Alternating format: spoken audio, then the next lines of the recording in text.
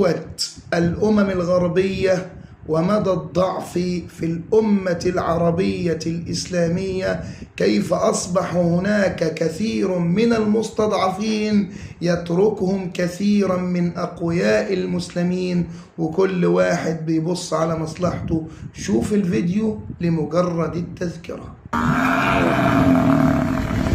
Coming in here.